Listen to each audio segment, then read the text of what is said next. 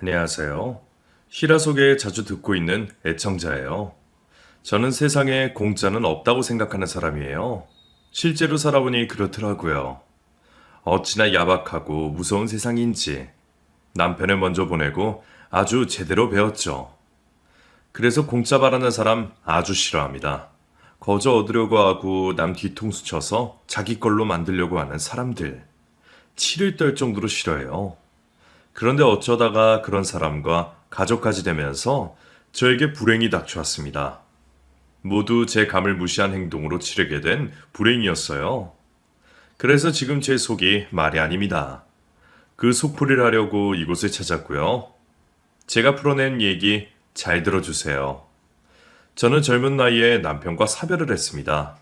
사람이 언제 죽을지 모르잖아요. 그러니 젊을 때 사별할 수도 있는 거죠. 그런데 그 죽음이 자연스럽지 않은 게 문제였어요. 그것이 제 불행의 시작이 되었고요. 남편은 펀드 매니저로 일을 했어요. 당시에는 돈을 참 많이 벌 수 있는 직업이었는데 그게 또 자칫하면 떼돈을 잃는 일이라 스트레스가 심한 일이었어요. 그래도 성과가 좋아서 자신 있게 일을 하던 사람이었는데 남편이 살아있을 때는 수입이 꽤 좋았거든요. 덕분에 저도 딸아이도 넉넉하게 생활할 수 있었어요. 그런데 IMF가 오면서 막대한 손실을 보게 되었고 그 일을 비관한 남편은 저와 딸아이를 두고 자살을 선택했습니다. 아직도 이해가 되지 않아요. 왜 그 지경이 되도록 나한테 상의 한마디를 안 했는지, 왜 한 번도 우리를 생각하지 않았는지 너무 무책임한 사람이었어요. 자기밖에 모르는 그런 사람이죠. 이미 죽은 사람 욕해서 뭐 하겠느냐마는 그때 남편이 먼저 가고 나서 남은 저는 정말 감당하기 어려운 것들로 너무 힘든 시간을 보내야 했어요. 워낙 투자금을 크게 잃은 상황이라 손해본 사람들이 저희 집에 계속 찾아오고 그 일로 사람이 죽은 건 아무것도 아니더라고요. 조금이라도 손해본 돈을 회수하려고 현안이 된 사람들이 너무나 무서웠어요. 그 상황에 저희를 보호해줄 것은 아무것도 없었고요. 남편의 장례식이 끝나자마자 상황을 수습하기에 정신이 없었고 집에서 아이 키우며 살림만 했던 제가 해결하기에 너무나 큰일이었어요. 믿을 만한 사람들이 없더라고요. 그렇게 할 수 있는 대로 뒷수습을 하고 나니 저와 딸에게 남은 것은 현금 300만 원이 다였어요. 그것도 겨우 건진 돈이었죠. 살던 집도 넘어가고 가진 것도 없이 앞으로의 생계까지 모두 제가 짊어져야 하는 상황에 시부모님마저 저희를 외면하셨어요. 우리 동원이가 얼마나 외로웠으면 이렇게 혼자 죽어. 네가 집에서 애를 얼마나 몰아세웠으면. 아니에요, 어머님. 그건 오해세요. 아니긴 뭐가 아니냐. 오죽했으면 처자식을 두고 죽었을까? 나는 너 보고 못 산다. 그러니 우리한테 연락하지 마. 시어머님은 아들을 잃은 것을 책임질 누군가가 필요하셨던 것 같아요. 그 모든 화살이 저에게로 쏟아졌고 매정하게 친손녀까지 외면하시더라고요. 물론 자식 잃은 슬픔이 감당하기 어려우셨겠지만 그게 왜 모두 제 탓인 건지 이해할 수 없었고 이해하고 싶지도 않았어요. 친정 부모님도 사고로 어렸을 때 돌아가신 터라 의지할 곳이 없던 저는 오롯이 혼자서 그 상황을 감당해야 했어요. 저는 딸과 함께 지방으로 내려갔습니다. 그리고 아무도 모르는 곳에 작은 쪽방 하나 구해서 자리를 잡았어요. 너무나 막막했던 그 시절. 다시 생각해도 절대로 돌아가고 싶지 않은 그 순간을 정말 딸아이를 보면서 견뎌냈습니다. 가만히 있다가도 울음이 툭툭 치고 올라왔지만 다 포기하고 싶은 생각이 들어도 아이 얼굴을 바라보며 생각을 돌렸어요. 나는 엄마니까. 엄마니까 다 이겨낼 수 있다며 저 스스로를 다독이고 다독이면서 하루하루를 살았어요. 새로운 곳에 자리는 잡았지만 당장 일할 곳부터 구해야 했어요. 결혼하고 나서는 집에서 살림만 했기에 무슨 일을 해야 하는지 전혀 몰랐지만 근처 시장으로 무조건 나가봤죠.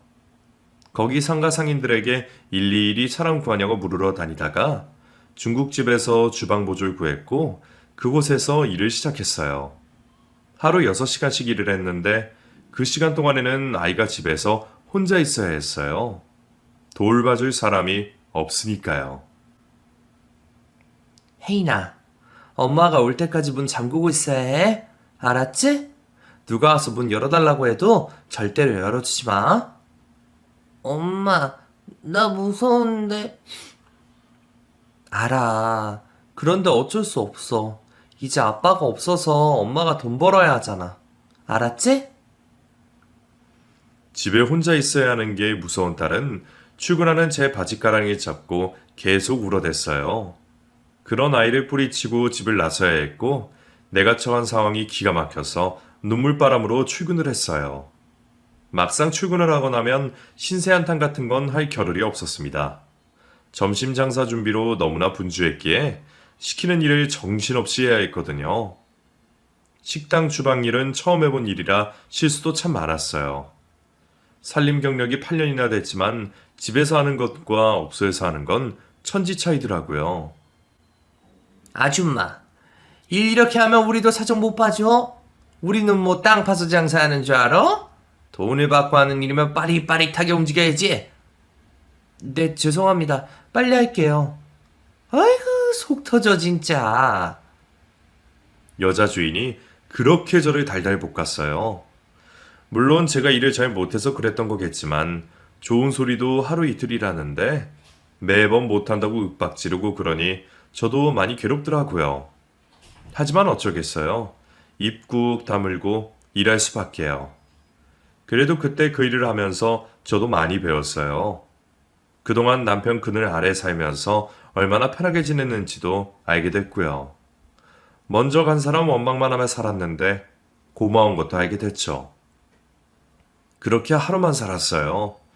아침에 눈 뜨면 그 하루만 생각하고 살고 그 다음 날에도 그 하루만 생각하면서 살았더니 그냥 사라지더군요. 머릿속에 어떤 희망이나 계획 같은 것 없이 일하고 살자고 그런 날들의 반복이었어요. 그런데 우리나라가 정이 많기도 하지만 매정할 때는 또 가차없잖아요. 남편 없이 산다고 외지인이 딸 하나 데리고 산다고 무시도 많이 당하고 살았어요.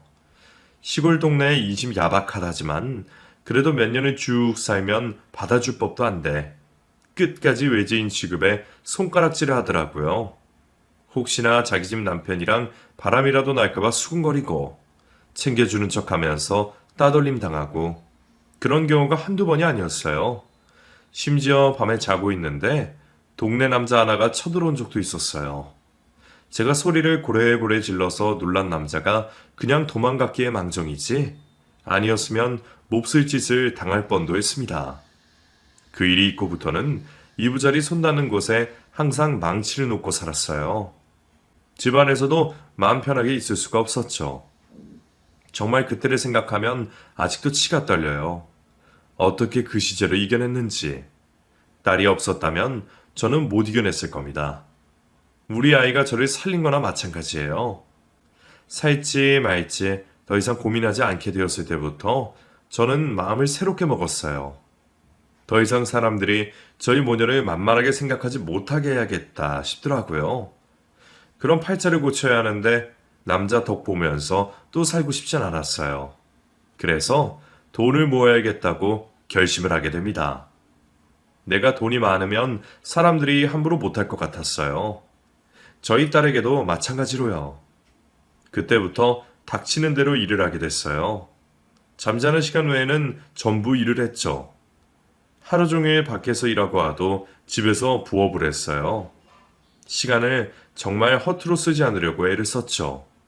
덕분에 어느 순간부터 돈이 모이기 시작했고 계속해서 돈을 불려나갔어요. 처음에는 진짜 모으기 힘들었는데 몇백만 원이 되자 그 다음부터는 모으기가 재미가 있더라고요. 그래서 안 쓰고 계속 모았어요. 옷도 진짜 안 사 입고 두 벌로 번갈아 입으면서 지냈어요. 먹는 것도 딸애 챙겨주는 것 빼고 김치 한 조각에 물 말아 먹고 그랬어요. 제대로 먹는 건 없으면 하루 종일 일을 하니 제 몸은 뼈만 남아 앙상했지만 악으로 참으며 견뎠어요. 그렇게 모은 돈으로 어떻게 하면 더 돈을 불릴 수 있을까 고민을 하다가 우연히 부동산 투자에 대해서 알게 됐어요. 세차장에서 일을 한 적이 있었는데 거기 옆에 바로 부동산이 있었거든요.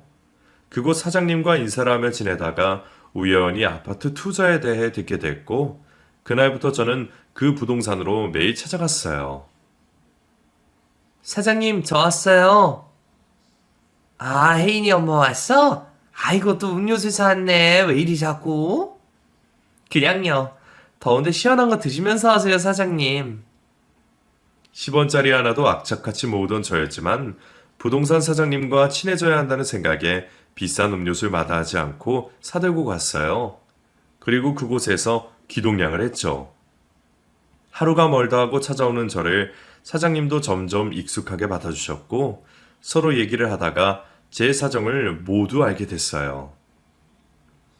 아이고, 혜인이 엄마한테 그런 사정이 있는 줄은 꿈에도 몰랐네. 속사정 없는 사람이 어디 있겠어요. 이제는 다 지난 일인데요, 뭐.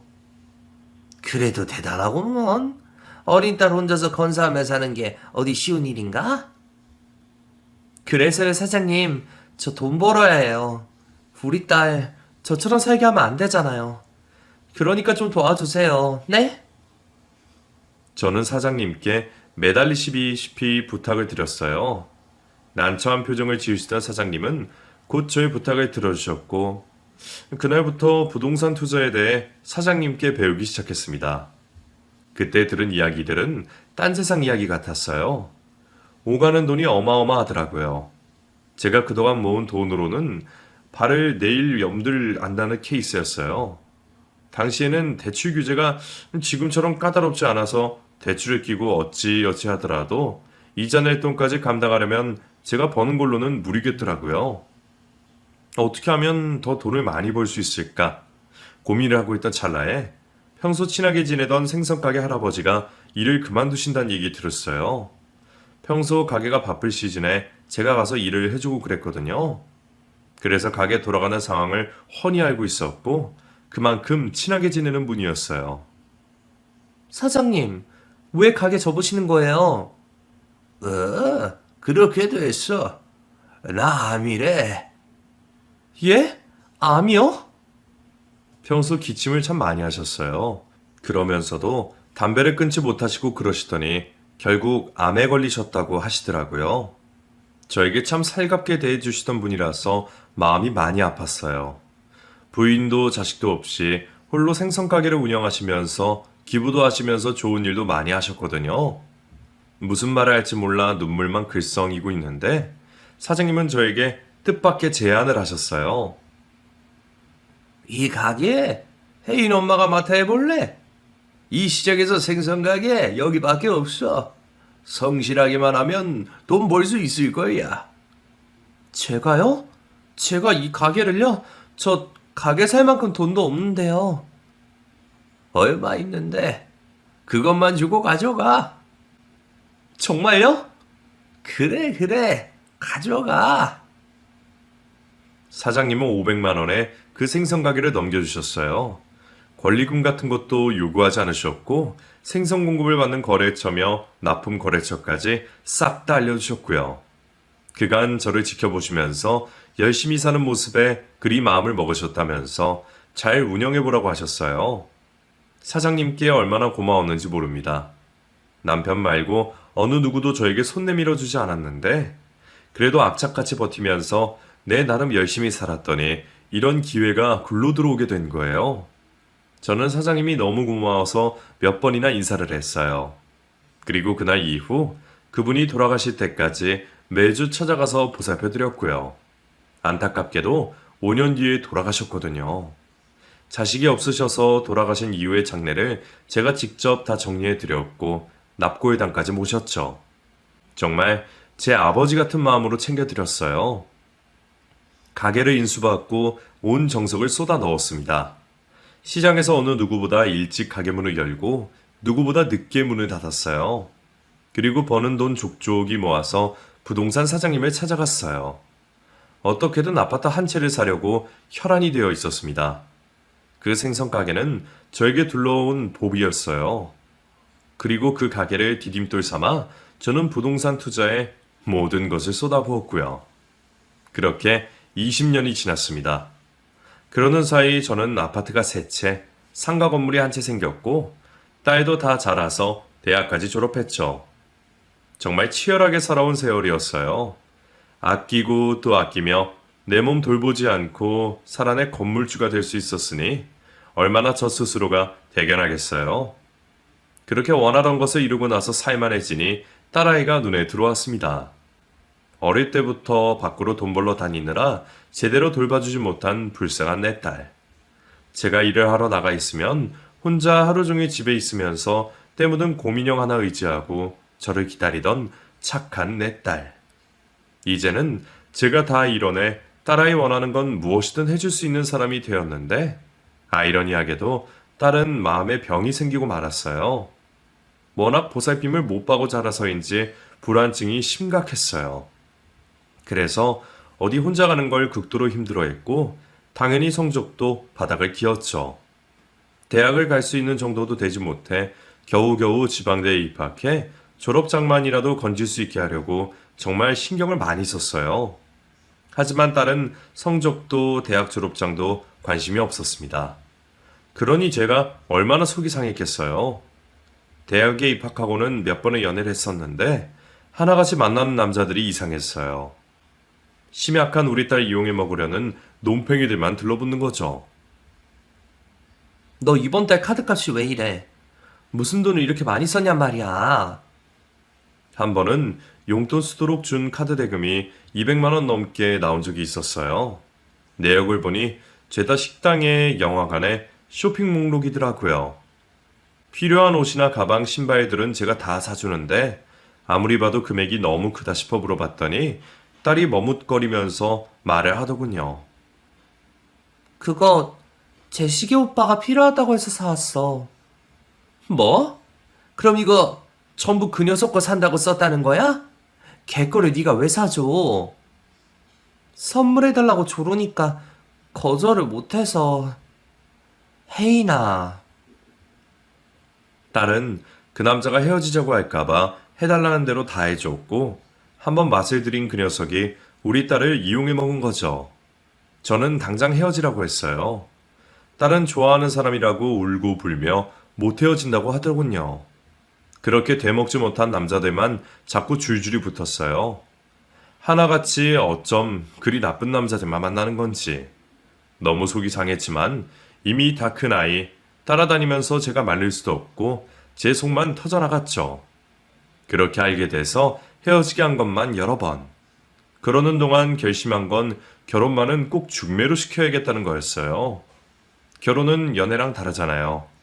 결혼하고 헤어지는 게 쉬운 일도 아니고 혹시나 아이가 생기면 더 곤란해지니 제대로 된 남자한테 시집 보내야지 싶은 거죠. 그런데 자식 일이 어디 마음먹은 대로 되나요? 결혼만은 정말 고르고 골라서 시키고 싶었는데 그것조차 내 뜻대로 되지 않았어요. 이번 주 일요일 호텔 커피숍에 약속 잡았어. 오후 1시니까 나가봐. 나 선보는 거야? 너도 계속 나이 먹어가는데 슬슬 결혼 준비해야지. 언제까지 어중이 떠중이들만 만나고 다닐 거야? 엄마, 나 만나는 사람 있는데. 아휴, 또 생겼어? 그건 그거고 이건 이거야. 엄마 잘하는 분께 부탁해서 마련한 자리니까 그냥 나가. 싫어. 엄마 안 나갈래. 딸은 만나는 사람이 있다면서 선자리에 나가지 않겠다고 고집을 부렸어요. 그냥 내 말대로 해주면 좋을 것 같은데 또 고집을 부리니 속이 터질 것 같더군요. 그래서 만나는 사람 한번 보자고 했어요. 내 눈에 들면 허락하겠다면서요. 이상한 놈 같으면 바로 떼어낼 요량으로 그렇게 말을 했는데 며칠 뒤에 데리고 왔더라고요. 어머님 안녕하세요. 역시 듣던 대로 미인이시네요. 딸이 데려온 남자는 3살 연상이었고 직장인이었어요. 대학 동아리에서 알고 지낸 선후배로 알게 된 사이라고 인사를 하는데 저와 만나는 자리가 처음인데도 살살 웃으면서 주눅 한 번 들지 않고 얘기를 하더라고요. 가만 보니 보통은 아닌 것 같았어요. 그러니 순둥이 우리 딸이 홀딱 넘어간 거죠. 같이 식사를 하는 동안 이런저런 얘기 나누었지만 딱히 믿음이 가고 그런 스타일은 아니었어요. 듬직하고 우직한 그런 사이감이 좋은데 팔랑팔랑 거리는 놈이라 느낌이 강했기에 마음에 들지 않았거든요. 그래서 그날 만나고 온 뒤 솔직하게 말했어요. 신랑감은 아니라고요. 그랬더니 엄마, 오늘 한 번 보고 사람을 어떻게 알아? 그냥 나 믿고 만나게 두면 안 돼? 이 사람은 달라. 이전에 내가 만난 사람들이랑 다르다고. 네가 뭘 안다고 그래? 그렇게 잘하는 애가 여태 만난 놈들마다 뒤통수 쳤니? 엄마. 결국 그날 딸과 대판 싸웠어요. 내 의도는 그게 아닌데 딸이 내 말을 듣지 않으니 너무 답답하더라고요. 남자 하나가 뭐라고 모녀 사이에 이렇게 분란을 만드는 건지. 딸이 어릴 적 받지 못한 정을 자꾸 다른 데서 채우려는 것 같아 너무 속상한데 어찌할 방법이 없으니 저의 고민은 하루가 다르게 깊어지기만 했어요. 제가 반대를 하는데도 계속 만나겠다고 하니 가만히 두고 봤습니다. 결혼만은 절대 안 된다는 마음으로 연애나 실컷 해라 싶어 그리 뒀어요. 그랬더니 역시나 바람을 2번이나 피워서 들키더라고요. 바람 핀 걸 알게 돼서 눈물, 콧물을 펑펑 쏟아내면서도 헤어지지 않고 계속 만났어요. 역시 그 남자가 보통 내기가 아니다 싶더군요. 헤어지라고 몇 번이나 얘기를 했지만 그럴 때마다 얻는 것 없이 딸과 싸우기만 해서 결국 제가 한 발 물러나 계속 지켜봤어요. 제 불에 지쳐 언젠가는 둘이 끝이 날 거라고 여겼는데 글쎄 결혼하겠다고 하는 겁니다. 생각지도 않은 결과라 너무 놀랐고 저는 2번 생각하지 않고 결사반대를 했죠. 이거사. 너 놔두고 2번이나 바람핀 놈이야. 근데 뭐래? 결혼을 해? 네가 제정신이야? 엄마, 나 그 사람 사랑해. 바람 피운 거 맞는데 다 실수래. 다시는 그러지 않겠다고 약속했어, 엄마. 제발 허락해줘, 어? 딸은 결혼시켜달라고 저에게 매달리기 시작했어요. 그때마다 절대 안 된다고 강하게 나갔는데 도저히 안 되겠는지 만나는 남자까지 데리고 와서 같이 저에게 얘기를 하는 겁니다. 장모님, 제발 저희 결혼 허락해 주십시오. 누가 네 장모야? 저 혜인이 행복하게 해줄 자신 있습니다. 제발 믿어주십시오. 연애하는 동안 내가 하는 바람만 2번이야. 근데 내가 널 어떻게 믿어, 어? 저는 강경하게 나갔어요. 제 사전에 절대로 허락할 수 없는 조건이었어요. 그런데 참 끈질기더군요. 도대체 물러설 기색이 없는 거예요. 거기다 딸까지 합세를 해서 저에게 결혼시켜달라고 하니 당할 재간이 없었어요. 결국 저는 둘의 결혼을 허락하게 되었고 제 본능이 강하게 반대하는 결혼을 시키고 맙니다. 제가 허락을 한 건 모두 딸 때문이었어요. 딸만 마음을 돌리면 자연스럽게 떨어져 나갈 텐데 딸이 오히려 결혼하겠다고 난리를 피우니 어쩔 수가 없더라고요. 막상 허락은 했지만 저는 분한했어요. 그래서 조건을 걸었죠. 혜인이 덕분에 이 결혼하는 거야, 알지? 대신 조건이 있어. 나는 자네 못 믿네. 그러니 나한테 믿음을 줘. 네, 장모님, 뭐든 하겠습니다. 믿어주십시오. 사이될 남자는 자신 있다고 말했고 저는 조건을 걸었어요. 결혼 후 한 번이라도 바람을 피울 시엔 전 재산을 포기하고 위자료 5천만 원을 지급 후 이혼하겠다는 각서를 쓰라고 했죠. 그리고 그 각서를 공증받겠다고 했어요. 사이될 사람은 절대 그런 일은 일어나지 않겠지만 각서가 있어야지 자신을 믿을 수 있다면 그렇게 하겠다며 기꺼이 각서를 작성해 주었어요. 그리고 사이는 그 전에 딸이 만났던 여러 남자들과 자기는 다르다며 딸을 사랑해서 결혼하는 것이지 재산을 보고 결혼하는 것이 아니라고 말했어요. 그리고는 대출을 조금 받아야 하긴 하지만 신축 아파트에서 신혼을 시작할 형편은 된다며 말했어요. 저는 그 말에 마음이 조금 움직였어요. 썩 내키지 않는 사귐감이었지만 저는 딸의 결혼을 축하해 주었어요. 결혼 초 딸아이는 정말 행복해했고 사이도 애살 있게 굴며 저희 집에 왕래도 자주 하며 지냈어요. 점점 저도 사이를 보는 시선이 달라졌어요. 그리고 저는 힘들게 직장 생활하면서 번 돈으로 아파트 대출금을 갚고 나면 모을 돈도 없고 그러면 돈 버는 재미가 없어진다며 사위에게 신혼집을 마련할 때 받았던 대출금을 갚으려고 돈을 해주었어요. 사위는 아니라며 젊었을 때 고생은 사서 한다며 마다했지만 저는 사위뿐만 아니라 제 딸이 돈 걱정 없이 여유롭고 풍족하게 살고 싶은 마음이 컸던지라 고집을 피워 아파트 대출금을 다 갚아주었어요. 사위는 너무 감사하다며 더 잘하겠다며 한박 웃음을 지었죠. 이제는 둘 사이에 근심거리도 없이 행복한 일만 생길 거라고 생각했었는데 딸이 결혼한 지 3년이 지나도록 아이가 생기지 않았어요. 아직 젊다며 천천히 가져도 된다고 말을 했지만 딸의 얼굴은 시간이 갈수록 점점 더 어두워졌어요. 저는 그런 딸이 걱정이 되어 용하다나 한의원에 가서 진맥도 짚어보고 몸에 좋다는 것을 다 해봤지만 아무 소용이 없었어요. 그러던 어느 날 딸이 운전하던 차가 전복되어 병원에 실려갔다는 전화를 받았어요. 저는 신발도 제대로 신지 못한 채 병원으로 달려갔고 딸은 수술실에 들어갔고 같이 실려온 사이는 가벼운 타박상만 있을 뿐 다행히 멀쩡했어요. 딸의 수술은 잘 마무리가 되었어요. 혼수 상태로 온몸에 붕대를 감고 있는 딸의 모습을 보고 저는 다리에 힘이 풀렸어요. 그런 저를 옆에서 사이가 보살펴 주었어요.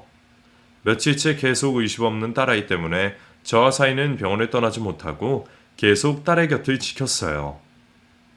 딸의 상태가 길어질 것 같은 느낌이 들었던 저는 잠들어 있던 사이를 깨워 병원에는 내가 있을 테니 집에 가서 옷도 갈아입고 쉬었다가 오라고 말했어요. 급한 일이 생기면 바로 연락을 주기로 했죠. 사이는 처음에는 거절을 하다가 제가 계속 얘기하니 못 이기는 척 가방을 들고 병원을 나섰어요. 저는 의자에 앉아 어서 딸이 깨어나기를 간절히 기도했어요. 그날 저녁 사이는 돌아오지 않았고 그 다음 날도 또 그 다음 날에도 병원에 나타나지 않았어요. 사이가 걱정이 된 저는 사이에게 전화를 걸었어요. 네, 장모님. 그래, 자네 집인가? 요즘 통 병원에 오질 않아서. 네, 안 그래도 연락을 드리려고 했는데 혜인이 곁을 지킨다고 병원에 며칠 있는 동안 회사 업무가 밀려서 이것만 처리하고 가려고 하고 있었어요. 그랬나? 회사에 바쁜데 혜인인 여전하니까 급하게 하지 말고 천천히 일 보게. 네, 금방 해놓고 갈게요. 사이는 바쁜 업무 때문에 오지 못한다고 이야기했지만 저는 왠지 이상한 느낌이 들었어요. 그리고 또 여러 날이 지났고 저는 찝찝한 마음으로 도저히 병원에 있을 수가 없어 딸의 집으로 찾아갔어요. 띵동띵동. 딸의 집 초인종을 눌렀더니 사이가 아닌 낯선 여자가 슬림한 옷차림을 하고서 현관문을 열었어요. 누구세요? 내가 집을 잘못 찾아왔나? 여기 2촌5 아닌가요? 네, 맞아요. 아, 청소 아줌마구나? 들어오세요. 뭐라고? 오늘 청소하러 오신다는 그분 아니세요? 뭐야, 누구 왔어? 낯선 여자 뒤에서 샤워 가운만 입고 따라 나온 사이와 눈이 마주쳤어요. 사이는 저를 보자마자 멈칫하더니 뒷걸음질치기 시작했어요. 저는 현관문 앞에 서 있던 여자를 밀치고서 도망가는 사이를 따라 쫓아 들어가 사이의 뒷덜미를 낚아챘어요. 제가 뒷덜미를 낚아채는 바람에 사이는 뒤로 미끌려서 엉덩방아를 찌으며 넘어졌고 사태를 파악한 사이는 그제서야 바닥에 무릎을 꿇고 손이 발이 되게 싹싹 빌기 시작했어요. 뒤따라온 여자가 사이의 목덜미를 잡고 있던 저의 손을 잡아 떨어뜨리며 저에게 소리 지르기 시작했어요. 이거 나요. 누구신데 이러는 거예요? 오빠 아는 사람이야? 오빠? 이 사람이 당신 오빠야? 네, 우리 오빠예요. 아줌마 누구길래 남의 집에 와서 이 난리예요? 나? 네 오빠 장모 되는 사람이다. 네? 너 누구야? 누군데 남의 집에 들어왔어? 이것들이 여기가 어디라고? 여기서 이치랄 일이야? 저는 뒤따라온 여자가 사이의 내연녀인 걸 알아차렸어요. 제 딸은 지금 병원에서 생사를 오가며 언제 깨어날지도 모르는 상태로 힘겹게 이겨내고 있는데 사이라는 작자는 딴 년이랑 바람을 피우고 있었다니. 그것도 두 눈 시퍼렇게 뜨고 있는 제 딸의 집에서. 저는 도저히 화를 주체할 수가 없었어요. 속에서 천불이 나서 몸을 가만히 두고 있을 수가 없었어요. 저는 바락바락 소리 지르다가 주방으로 가 그릇, 물컵, 가릴 것도 없이 눈앞에 보이는 것들은 모두 다 바닥으로 던져버렸어요. 놀란 내연녀가 가방을 들고 나가려는 걸 쫓아가서 그년의 머리끄댕이를 붙잡아 사이의 옆에다가 꿇어앉혔어요. 매섭게 씩씩거리며 내려다보고 있는 저를 보고 둘은 안절부절하지 못했어요. 둘 앞으로 저는 식탁의자 하나를 끌고 와서 자리에 앉았어요. 그리고 그들의 대화를 동영상으로 촬영했어요. 증거물로 남기기 위해서였죠. 너네 둘 언제부터야? 그게 똑바로만 안 해? 언제부터야? 두어 달 됐어요. 두어 달? 혜인이도 이 사실을 알아? 아니요. 혜인이는 이 사실을 몰라요. 그래? 그럼 오늘 있었던 일을 절대로 발설하지 말고 혜인이랑 당장 이혼해. 장모님, 이번이 처음이자 마지막 실수예요. 장모님만 눈 딱 감아주시면 제가 뭐든지 하라는 대로 다 할게요. 저는 싫다고 계속 그러는데 이게 자꾸 불러오는 바람에 제가 확실하게 정리할게요. 네? 이번 한 번만 눈 딱 감아주세요. 혜인이 지금 몸도 힘든데 마음까지 힘들게 할 수는 없잖아요. 어디서 내 딸 걱정을 해. 그걸 아는 사람이 이런 짓을 하냐고. 정말 저는 아무 잘못 없어요. 저는 안 된다고 밀어냈는데 장모님도 아시잖아요. 철벽처럼 막아서는데도 여우가 꼬리치면서 자꾸 다가오는데 어느 누가 가만히 있겠어요. 정말 이건 제 실수예요. 확실하게 밀어냈어야 했는데 질질 끌려다니다가 장모님, 저 정말 혜인이 사랑해요. 저한테는 혜인이밖에 없어요. 이 오빠 진짜 어이없다. 사랑? 나라도 와이프 돈 보고 결혼한 거라 사랑이고 뭐고 없다며? 마누라 홀딱 벗고 있어도 아무 감정이 없다고 그랬잖아. 그 사랑 나한테서 느낀다며. 이 오빠 정말 어이없네. 야, 이 미친년아. 내가 언제 그랬어? 뭐? 미친년? 이 새끼야 말 다 했어? 너 내가 증인되려도 이딴 소리 하는지 볼까? 사이는 내연녀의 말에 당황한 듯 헛소리하지 말라며 내연녀의 뺨을 때렸고 내연녀도 한 성가라 하는지 사이의 뺨을 똑같이 때렸어요. 씩씩대는 둘의 모습을 보고 있는 저는 참 가관도 아니었어요. 저런 걸 믿고 내 딸과 결혼을 시켰다니. 제 눈을 제가 찌른 거죠. 그때 딸을 두들겨 패서라도 뜯어 말렸어야 했는데 딸을 말리지 못한 제 자신이 너무나 후회스러웠어요. 저는 둘의 이야기를 듣고 있으니 살인을 저지를 것 같은 충동을 느꼈어요. 아마 그때 전화가 울리지 않았더라면 저는 아마 그 둘을 어떻게 했을 거예요. 제게 걸려온 전화는 딸이 있는 병원이었어요. 딸이 의식을 찾았다는 소식이었어요. 저는 벌렁거리는 심장을 부여잡고 불이 나게 병원으로 달려갔어요.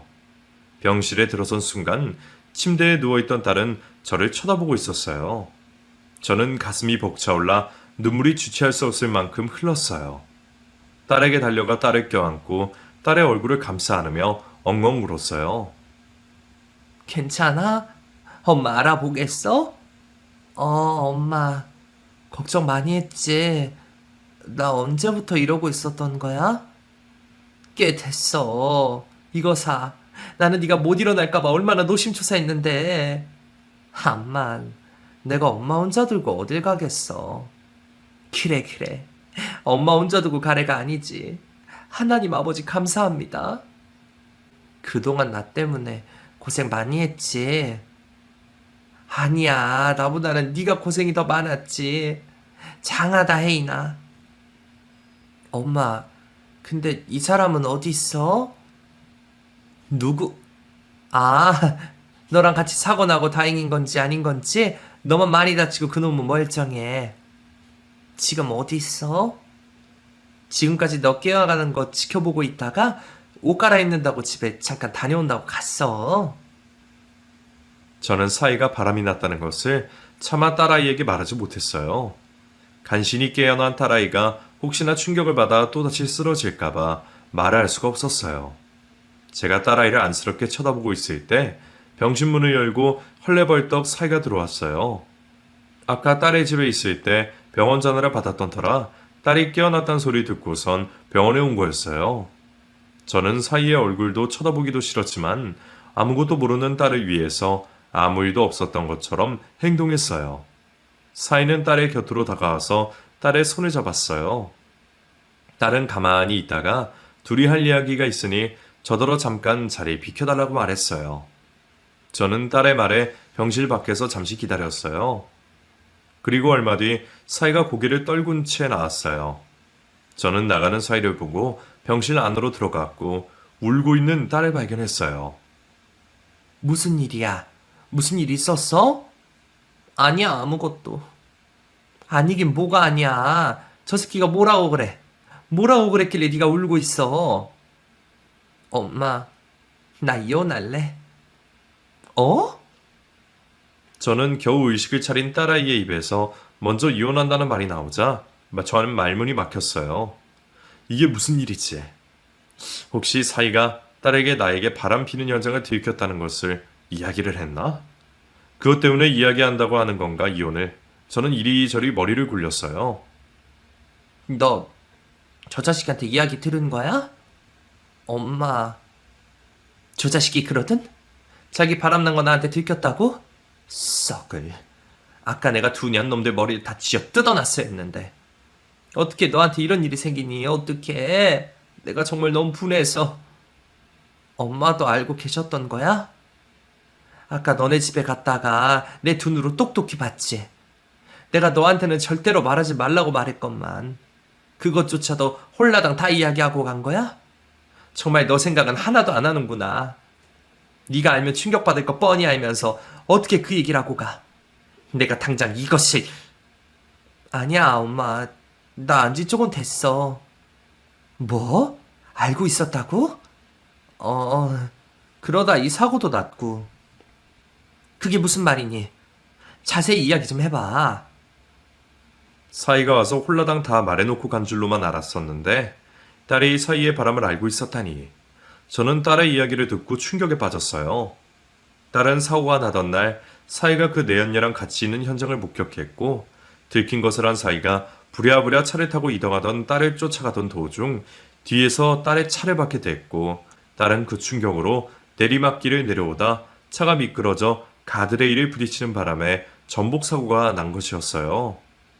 저는 딸의 이야기를 듣고 피가 거꾸로 쏟는 듯 했어요. 여지껏 딸의 운전 미숙으로 인한 사고라고 생각했었는데 자신이 바람핀다는 것을 안 딸의 입막음을 하려고 쫓아오던 사이의 차와 충돌해서 생긴 사고였다니 저는 눈알이 뒤집혀 아무것도 눈에 보이지 않았어요. 저는 그 길로 딸의 집으로 쫓아가서 문을 열라며 발로 문을 차고 주먹으로 문을 두드렸죠. 현관문이 열리고 사이가 나왔어요. 저는 사이를 보자마자 사이의 목에 팔을 걸고 온 힘을 다해 몸을 흔들어댔어요.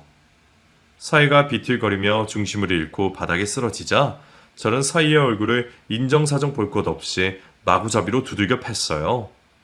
아무것도 모르는 상태에서 저의 공격을 받았던 사이는 처음에는 맞고 있다가 점차 저를 힘으로 제압을 했고 왜 그러냐며 제 팔을 붙잡았어요. 저는 팔을 뿌리치려고 발버둥을 쳤지만 건장한 남자를 이길 수가 없었어요. 저는 고래고래 고함을 질러댔고 맞은편에 살던 집에서 사람들이 쫓아 들어왔어요. 남자 하나는 저의 양손을 붙잡고 있는 사이를 저에게서 떨어뜨리고 안간힘을 썼어요. 그러자 사이는 그런 남자에게 남의 일에 관심 끄라며 어깨로 밀어냈고 저는 경찰에 신고를 해달라며 소리를 질렀어요. 남자를 뒤따라오던 여자는 경찰에 신고를 했고 얼마 있지 않아 경찰이 들이닥쳤어요. 사이는 경찰을 보자 장모님이 화가 나셨는지 무작정 달라붙어서 방어를 했었다며 아무 문제 없다며 흔히 있는 가정사라고 경찰들을 돌려보내려 했어요. 저는 경찰에게 이 사람이 내 딸을 죽일 뻔한 사람이라며 경찰서에 데리고 가야 한다며 고함을 질러댔어요. 제 말을 들은 경찰은 경찰서에 가서 자세한 이야기를 하자며 우리 둘을 데리고 갔어요. 저는 변호사를 사서 사이를 형사소송과 이혼소송으로 걸었어요. 결혼하기 전 바람피다가 결릴 경우 모든 재산을 포기하고 위자료도 5천만 원을 지급한다는 각서와 사이와 내연녀의 대화가 남긴 동영상을 증거로 제출했어요. 사이는 재판을 통해 죗값을 받기 위해 감옥에 들어갔어요. 딸은 지금껏 자신의 돈을 보고 접근했던 다른 남자들과 다를 거라고 생각했던 사이에게마저도 배신과 버림을 받게 되자 심한 충격을 받았고 정신과 치료를 받으며 심신의 안정을 찾으려고 노력했어요. 또한 재활 치료도 꾸준히 받았고요.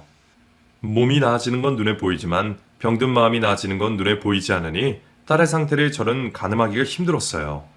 아직까지도 딸은 다시는 남자와 만나지 않겠다며 남자에 대한 안 좋은 감정이 있어 사회생활도 힘들어요. 하지만 언젠가는 건강해진 몸과 마음으로 세상을 살아갈 수 있을 거라고 믿고 있어요. 꼭 그렇게 되길 바라고요. 그렇게 위해서 저 먼저 그것에서 벗어나게 해야겠죠. 있었던 일을 없었던 일로 만들기엔 너무 힘들겠지만 딸을 위해서 저도 마음을 다잡아 보려고 합니다. 이렇게 사연으로나마 제 속풀이를 하게 되니 마음이 한결 가벼워지는 것 같아요. 제 이야기를 들어주신 청취자분들께 너무나 감사드립니다.